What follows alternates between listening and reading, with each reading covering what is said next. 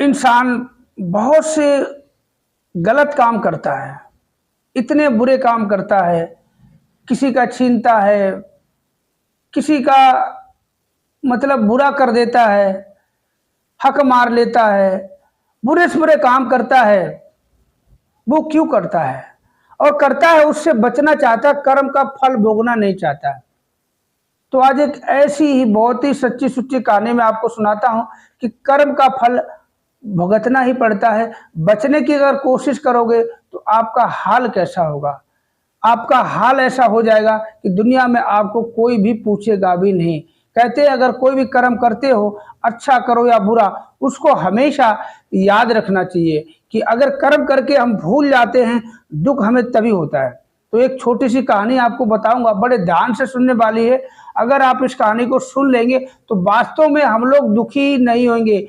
अक्सर देखा कि 90% लोग दुखी रहते हैं। कैसे? कोई तन दुखी, कोई मन दुखी, कोई धन बिन रहत उदास, थोड़े थोड़े सब दुखी, एक सुखी राम का दास। ये राम का दास कौन होता है? कोई तन दुखी मतलब तन से दुखी क्यों है? अब वो सोच रहा है भगवान ही हमें दुखी, दुख शारीरिक कष्ट, कभी कुछ कभी कुछ, कोई बीपी, कोई शुगर, कोई थायराइड, कोई ये, कोई ना जाने कितनी बीमारियां तन में लगी होती है। कोई हड्डी से परेशान, कोई कमर से परेशान, कोई गर्दन से परेशान, मतलब परेशानियां खत्म नहीं होती। और किसी के पास धन नहीं होता, कोई धन से परेशान रहता है। और जो धन से परेशान है वो मन से परेशान तो पहले रहेगा। तो आपको करना क्या है? एक कहानी है, एक छोटी सी कहानी है, उसको अगर ध्यान से आप सुन लेंगे, समझ लेंगे, तो वास्तव में ये गारंटी है कि हर इंसान अगर जो कहानी को सुन के, कहते हैं जब तक हम अमल नहीं करेंगे तो लाभ नहीं। कहते दवाई डॉक्टर देता है, अगर उस गोली को हम लेके आ जाए, जेब में रख लें, घर में रख दें और अपने बैग में रख लें और रखे रहे, अगर उसको हम खाएंगे नहीं तो असर कैसे होगा? हमारा स्वास्थ्य ठीक कैसे होगा? तो एक छोटी सी कहानी है, तो आप जी को सुनाता हूं। और जो भी देख रहा है वीडियो पूरा देखे, और जो पहली बार देख रहा है चैनल को सब्सक्राइब जरूर करें, लाइक करें और कमेंट करके बताएं आपको कहानी कैसी लगी। एक राजा बड़ा धर्मात्मा, न्यायकारी, परमेश्वर भक्त था।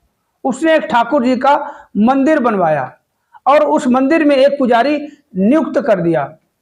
और पुजारी भी इतना बहुत ही मतलब अच्छा, अच्छे स्वभाव का, शांत स्वभाव का, संतोषी था, मतलब हर चीज में संतोष रखता था, कोई शिकवे गिले नहीं करता था।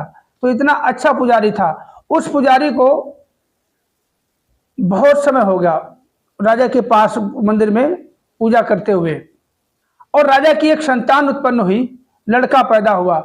लड़का मतलब बड़ा होकर राजा ने पढ़ा लिखा के उसको विद्वान बनाया। विद्वान बना के और उसको मतलब राजा ने अपने बेटे को विद्वान बना दिया और उसकी एक राजकन्या से विवाह कर दिया। और जो पुजारी था, 20 साल हो गए राजा के मंदिर में, ठाकुर जी के मंदिर में पूजा करते हुए, मगर कोई भी शिकवे गिले नहीं, और राजा को भी पुजारी से कोई शिकवे गिले नहीं हुए, क्योंकि उसका स्वभाव बहुत संतोषी था, संतोषी था, मतलब हर किसी में संतोष कर लेना, ठीक है ठीक है। तो राजा को भी कोई शिकायत नहीं और ना ही पुजारी को कोई शिकायत। अब क्या होता है, राजा ने अपने बेटे का विवाह एक राजकुमारी से कर दिया। और विवाह के बाद और राजमहल में उस राजकुमारी ने देखा कि उसका पति एक तरफ लेटा है, तो उसे रात को नींद नहीं आ रही थी, तो वो किसी तरह उठ के बैठ गई और उसकी नजर एक पड़ी कि एक हीरे जवाहरात मुठ वाली जो तलवार होती है, मुठधारी पर तलवार, एक चमचमाती, एक बिजली की तरह तलवार रखी हुई थी। तो उस तलवार को म्यान से उसने जैसे ही निकाला तो उसके हाथ कांपने लगे कि इतनी चमचमाती तलवार, धारदार तलवार, हीरे जवाहरात से जड़ी हुई तलवार उसने उसके हाथ का पवाए और उसके हाथों से तलवार जो है छूट जाती है। राजकुमारी के हाथों से तलवार छूट जाती है और उसके राजा का जो बेटा होता है राजकुमार, उसके गर्दन पे जाके गिरती है और क्या होता है, उसकी गर्दन कट जाती है। राजकुमार की गर्दन कट जाती है। अब वो राजकुमारी घबराने लग जाती है। घबरा के मारे परमात्मा से, ईश्वर से प्रार्थना करती है कि हे ईश्वरी, हमसे कितना बड़ा पाप हो गया, मेरे ही हाथों मेरे पति का कत्ल हो गया। अब वो क्या करे? अब वो सोच रहे कि अगर राज दरबार में मैं सच कहूँगी तो मेरे माता पिता और मेरे सास ससुर पे कलंक लगेगा, दोषी होंगे, तो ये अब बर्दाश्त नहीं कर पाएंगे, तो मैं सच नहीं कह पाऊंगी, मुझे माफ़ करना। तो किसी तरह अब उसने थोड़ा-सा अपने दिमाग से सोचा क्या करूँ? तो उसकी नज़र पड़ती है कि जो ठाकुर जी का मंदिर है उससे पुजारी पे नज़र पड़ती है। पुजारी थोड़ा बाहर से मंदिर की तरफ जाते हुए दिखता है, तो इतने वो राजमहल से चिल्लाने लग जाती है कि मेरे पति को किसी ने कत्ल कर दिया, कत्ल कर दिया। तो सारे लोग इकट्ठे हो जाते हैं, राजा भी आता है और राजा और सारे लोग मिलके पूछते हैं कि किसने मारा? बोला जानती तो नहीं, पहचान तो नहीं पाऊंगे, मगर इतना देखा कि कत्ल करने के बाद ये मंदिर की तरफ जाते हुए मैंने देखा है। तो सारे मंदिर की तरफ गए तो देखा कि पुजारी पूजा कर रहा था। पुजारी को पकड़ लिया। अब पुजारी से राजा पूछते हैं कि हे पुजारी, ये बताओ तुमने मेरे बेटे का कत्ल क्यों किया? तो पुजारी कहने लगा, हे राजन, मैंने आपके बेटे का कत्ल नहीं किया है।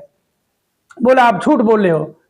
तो राजा सबके कहने पे बार बार कह रहा था तुमने ही मेरे बेटे का कत्ल किया है, मगर राजा का दिल बार बार अंदर से कह रहा था कि गवाही दे रहा था कि ये निर्दोष है, पुजारी निर्दोष है। फिर भी सभी के कहने पे राजा ने उससे कहा पुजारी कि ये पुजारी, तुम इतने सालों से हमारी मंदिर में पूजा कर रहे हो, इसलिए मैं तुम्हें मृत्यु दंड तो नहीं दे रहा हूं, मगर जिस हाथ से तुमने मेरे बेटे का कत्ल किया है वो हाथ कटवाने का मैं तुम्हारे आदेश देता हूं। तो ऐसा आदेश करके राजा महल की तरफ चले गए। तो उस राजा के आदेश के बाद उसके जो राजमहल के जो दरबान लोग थे उन्होंने उसका हाथ वो काट दिया। इसके पश्चात पुजारी सोचता कि राजा तो बहुत ही क्रूर है, वो दुराचारी राजा है, इसलिए उसने ऐसा प्रण किया और राजा का राजमहल छोड़ के, देश छोड़ के विदेश चला गया। और वो इस खोज में चला गया कि कोई विद्वान ऐसा मिले कि कोई ऐसा ये बताए कि बिना किसी दोष के कि हाथ कटने की सजा कैसे मिल सकती है, बिना किसी कारण की सजा कैसे मिल सकती है।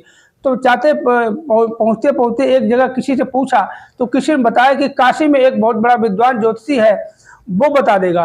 तो पता पूछते पूछते उसके घर पे पहुंच गया। वो पुजारी उस ज्योतिषी के घर पहुंचा तो ज्योतिषी तो बाहर कहीं गए हुए थे, तो उनकी पत्नी थी, धर्म पत्नी। तो उनसे पूछने लगा कि माता जी, आपके पति देव कहाँ गए हैं, उनसे कुछ हमें बात करनी थी।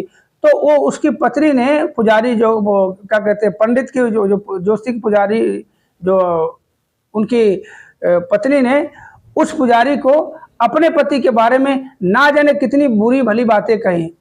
तो वो पुजारी हैरान रह गया। उसने सोचा यार, मैं तो अपने यानी कि निर्दोष होते हुए भी मेरा हाथ कटा है, इस बारे में कोई इतना बड़ा विद्वान कोई मिले और बताए ऐसा क्यों हुआ। मैं अपने बारे में यहाँ पूछने आया था, अब तो लगता मुझे अपनी छोड़ के इनके बारे में पूछना पड़ेगा। इतना सोच ही रहा था कि पीछे से जोशी वो आ गया। और जैसे जोशी आया तो और जैसे ही आया वैसे ही उसकी धर्म पत्नी उस पर बरस पड़ी, कटु वचन कहने लगी, दुर्व्यवहार करने लगी, मगर वो ज्योतिषी पंडित कुछ नहीं बोला, चुपचाप रहा। उसके बाद शांत होने के बाद उस ज्योतिषी ने पुजारी से पूछा, कहो कैसे आना हुआ आपको? बोला कि ऐसी ऐसी बात है, हम आए तो थे इसलिए, मगर अब हम ये आपकी पूछना चाहते हैं कि आप सब ऐसे कैसे सहन कर रहे हो। बोला आपकी पत्नी ये आपके साथ इतना दुर्व्यवहार कर रही है और आप सहन कर रहे हो। बोला ये मेरी पत्नी नहीं है, बड़े ध्यान से सुनने वाली, ये मेरी पत्नी नहीं है, ये मेरा कर्म है जो मैं भोग रहा हूँ। कहते इंसान लाख बचना चाहे, अगर कहते लाखों करोड़ों जन्म मिल जाएं, अगर हमने अपने पाप कर्म के का भुगतान नहीं किया तो युगों युगों तक हमें ऐसे भुगतान करना पड़ता है, ऐसे दुखी रहेंगे। इसलिए चुपचाप अपना कर्म का भुगतान कर रहा हूं मैं और कुछ भी नहीं बोल रहा हूं। बोला आप ऐसा कैसे कह सकते हो? तो बोला कि मैं आपको बताता हूं कि हमने कोई कर्म किए होंगे पिछले जन्म के, मैं आपको बताऊंगा, वो आपको सारी बात समझ में आ जाएगी। जिसको आप पत्नी समझ रहे हो, हमारे बेटे, हमारी बेटी, हमारी पत्नी, हमारे भाई बहन जो भी हैं, ये सगे संबंधी जो भी है, ये हमारे कोई नहीं है, ये हमारे कर्म होता है। कर्मों का भुगतान करना होता है कि बेटी पैदा